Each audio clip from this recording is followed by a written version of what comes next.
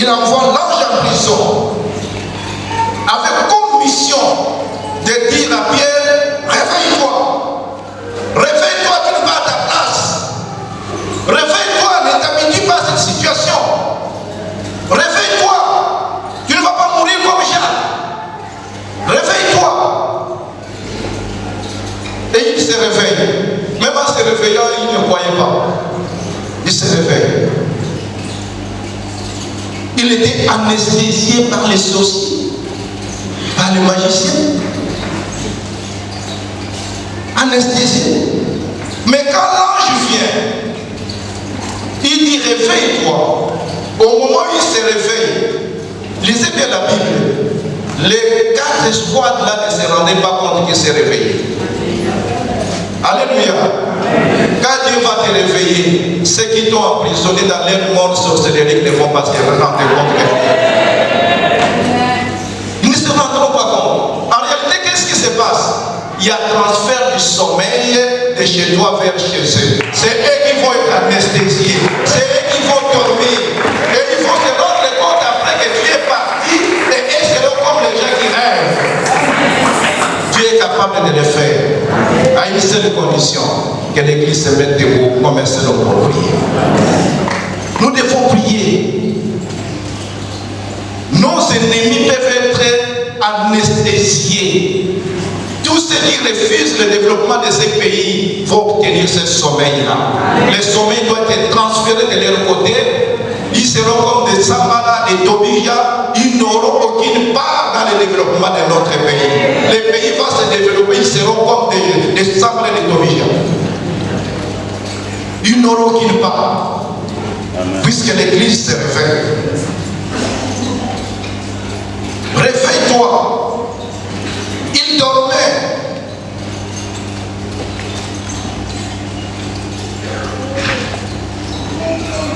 Il est grand temps pour nous de prendre conscience si nous voulons que les choses changent. Si nous voulons que les choses changent,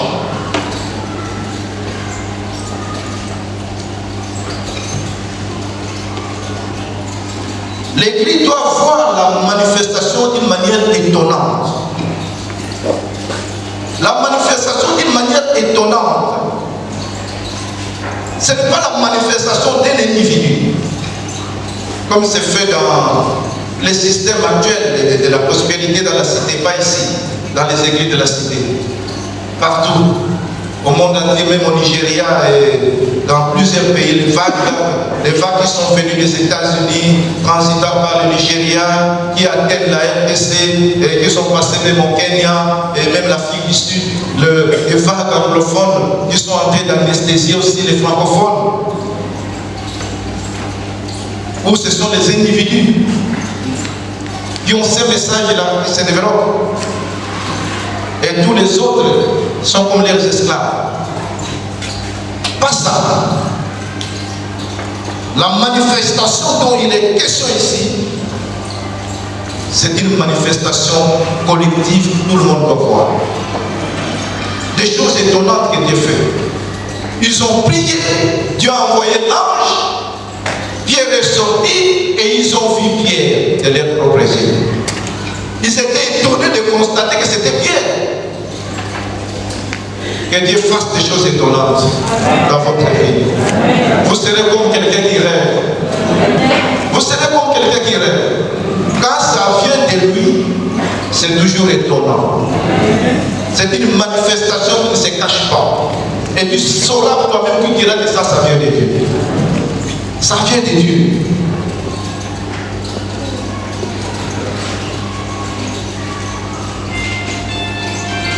Que l'Église croit et ouvre les yeux.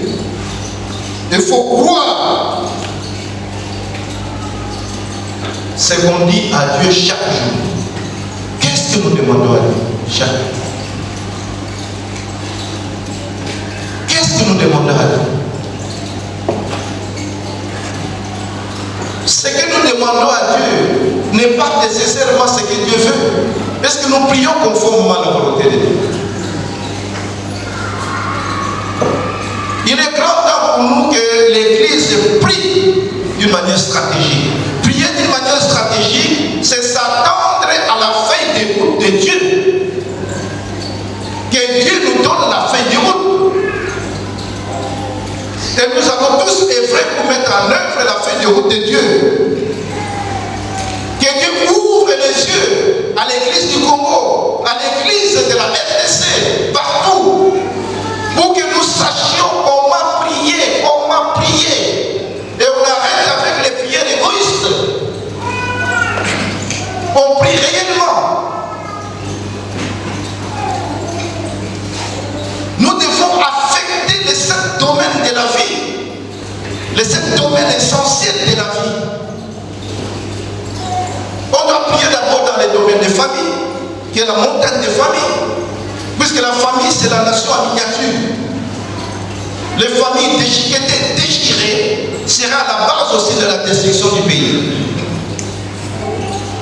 La famille c'est la nation en miniature. De nos familles doivent sortir de Joseph. De nos familles doivent sortir de Daniel, de nos familles doivent sortir de Néhémie, de nos familles doivent sortir des jeunes gens qui vont impacter la nation dès l'âge de 16 ans, 17 ans. Daniel a impacté sa nation à quel âge? Il a vaincu Goliath à quel âge? À quel âge? Joseph a eu la vision à quel âge? À 17 ans. Il connaissait déjà sa mission. Nos enfants à 16 ans, à 17 ans, vont recevoir des visions, des rêves, des songes. Parfois l'obstacle serait nous-mêmes les parents. Ils sont déjà capables de relever les défis de la nation. Apprenons à les écouter aussi. Il y a la montagne de l'économie. Nous devons affecter l'économie du pays par la prière. Il y a la montagne, le média, la communication. Actuellement, vous passez plus de temps à suivre, vous connaissez vous-même les novellas, les théâtres, toutes les mauvaises nouvelles, il y en a même qui ne suivent même pas les chaînes locales. Ils sont dans des chaînes qui donnent des messages de découragement, qui ne montrent que les mauvaises nouvelles. Ils sont là seulement pour critiquer, à force d'écouter les mauvaises nouvelles. Mais je vous confie aujourd'hui à suivre la bonne nouvelle Saramana. Ça va vous édifier chaque jour. Et vous serez encouragé à prier. Alléluia. Amen. Alléluia. Amen. Arrêtez avec les VT. VT veut dire voleur du temps. Les VT. La télévision, voleur du temps. Nous devons prier pour affecter, en dehors de la famille, en dehors de l'économie, en dehors des médias et la communication. Nous devons prier pour ce qui est médias et communication. Qu'est-ce que vos enfants voient dans les dessins animés? Ils ont caché tout le cultisme dedans. On fait voir aux enfants des films qui leur apprennent même à devenir homosexuels et transigènes. On les prépare. Et vous donnez ça aux enfants. Pire encore, même dans les téléphones, on achète même les téléphones pour les petits enfants. Et Android, et puis on permet aux enfants de voir eux-mêmes. Déjà à l'âge de 3 ans, 4 ans, les enfants commencent à... Ils ont déjà tous ces dessins animés-là. Eux-mêmes peuvent entrer déjà pour chercher. Mais c'est comme ça qu'ils attrapent la sorcellerie aussi. Le domaine du média et de la communication n'est pas un domaine à la blague. Ça affecte notre mental. La Bible dit quoi? La foi vient de quoi? De ce qu'on entend. Et vous entendez quoi? Les dessins animés, les films, je ne sais pas quel film, les femmes aiment beaucoup un film, là, je ne sais pas pourquoi connaissez ça. Hein? Magie. Bon, chacun connaît son film.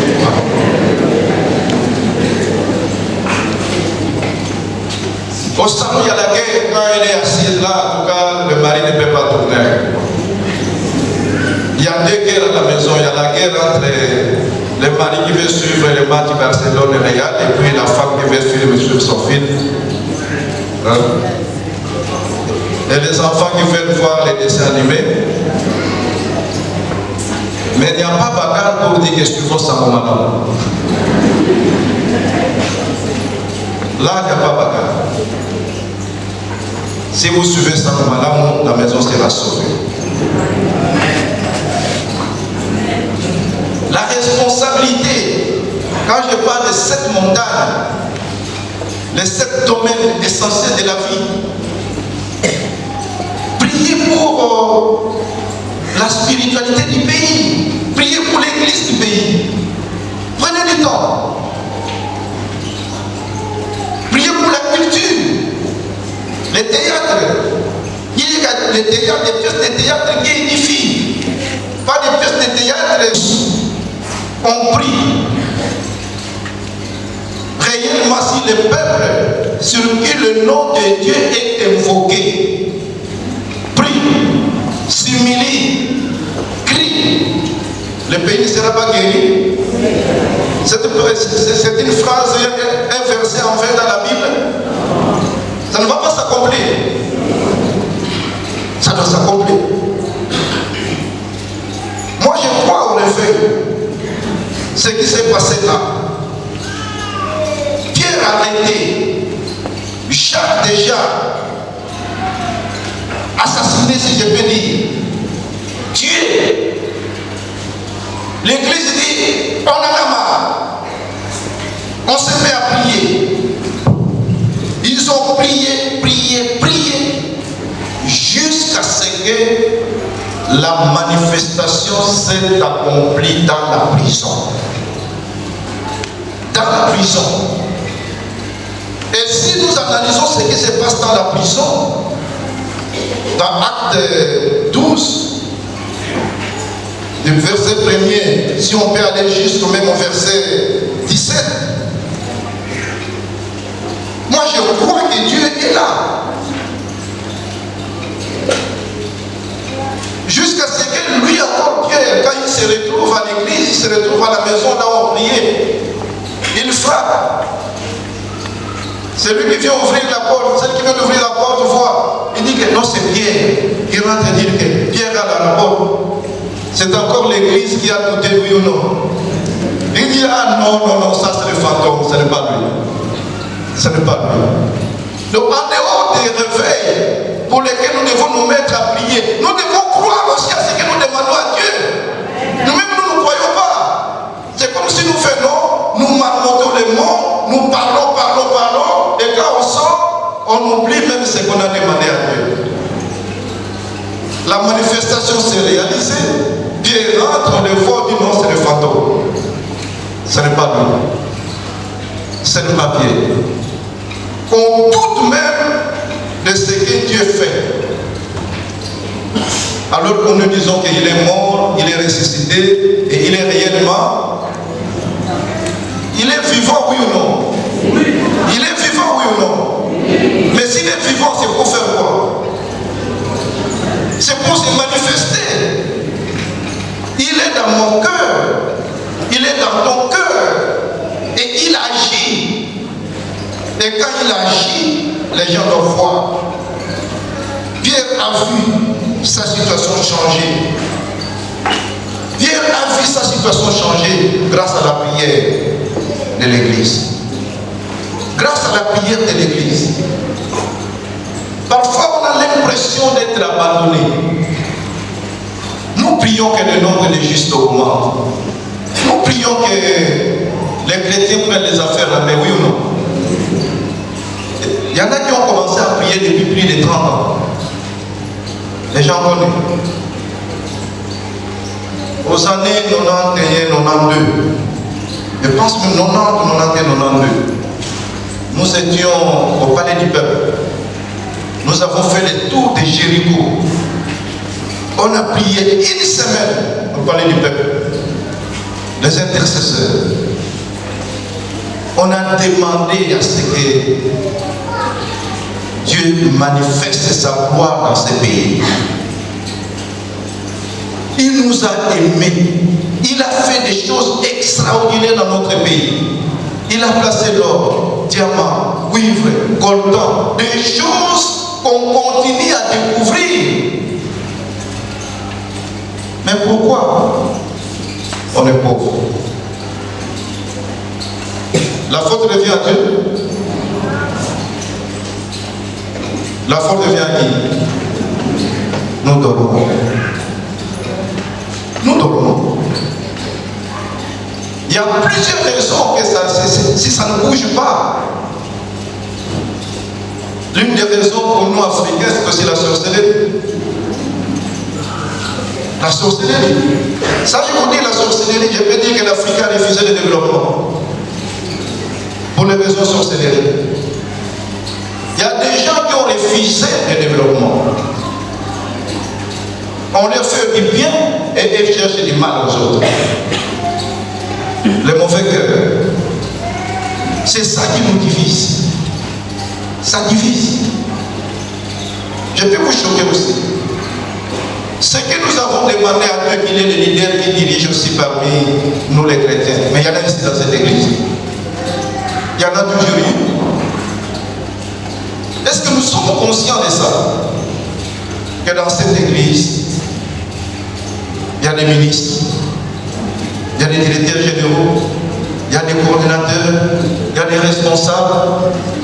Que faisons-nous pour les accompagner? Est-ce que nous connaissons leurs corvées? Nous connaissons leurs souffrances? Être juste dans un monde ténébreux. Vous connaissez ce que ça donne?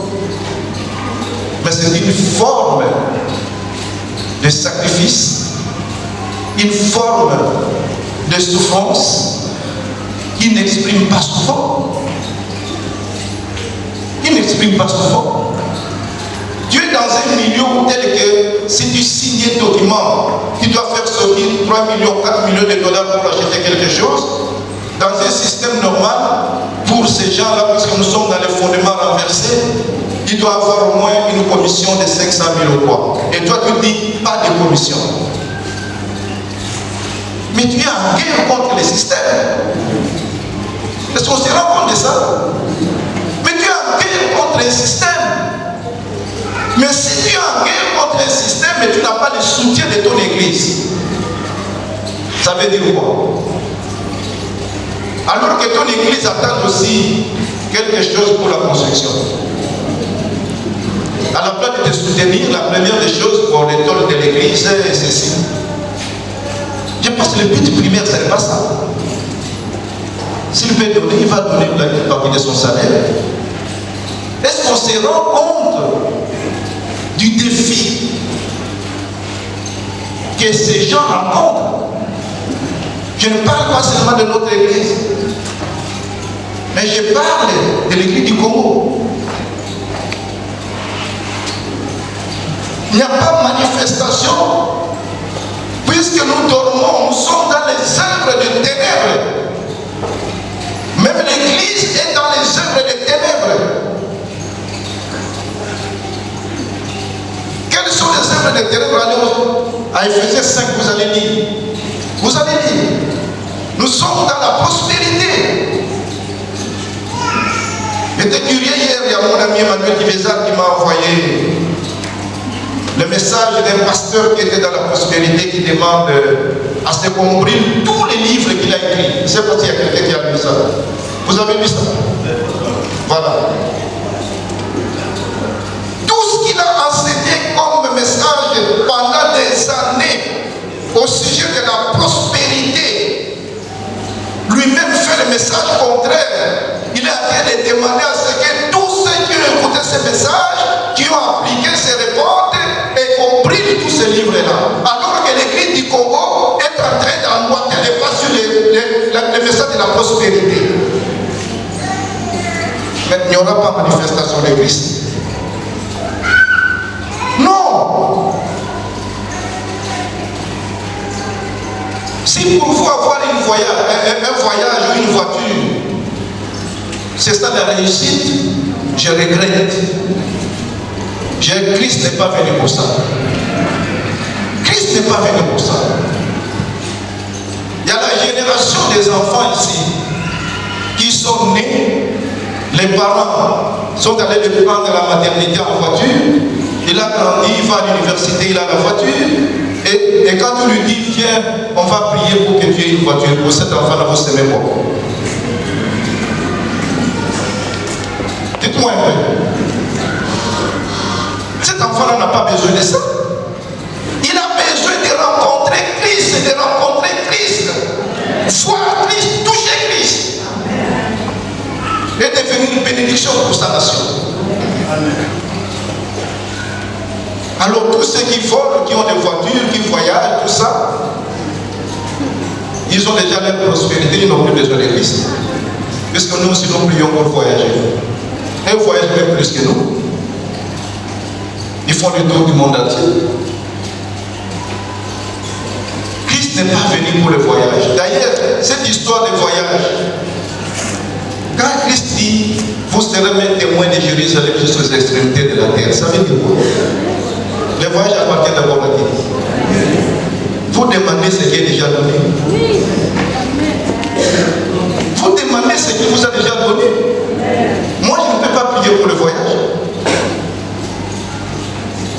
Je dois demander à Christ de me dire où je dois me retrouver. C'est-à-dire à chaque moment où je dois annoncer la parole de Dieu. S'il dit qu'aujourd'hui tu annonces à Brazzaville, il va ouvrir les barrières, il va ouvrir la frontière, j'irai à Brazzaville, je vais annoncer la parole et je vais revenir. S'il dit qu'aujourd'hui tu vas aller au Kenya, il fera tout pour que j'aille. Puisque quand il a créé un projet, il fait quoi? Il pourvoit aussi aux moyens. Il donne l'approvisionnement et la provision. Et c'est clair. L'Église s'est réveillée au profit de ces enfants qui étaient maltraités. Pierre en prison, l'Église se réveille. L'Église se réveille. L'Église a pris conscience de cette situation. Quand l'Église prend conscience de la situation de son pays, quand l'Église prend conscience de la situation de son peuple, quand l'Église prend conscience de la situation des fidèles, quand l'Église se réveille, Dieu agit. Dieu agit. Et il y a la manifestation claire de Christ. Dieu a répondu à leurs prières. Dieu a ouvert les yeux à l'Église pour voir. Et serait conforme à Jérémie 33:3. Invoque-moi, je te répondrai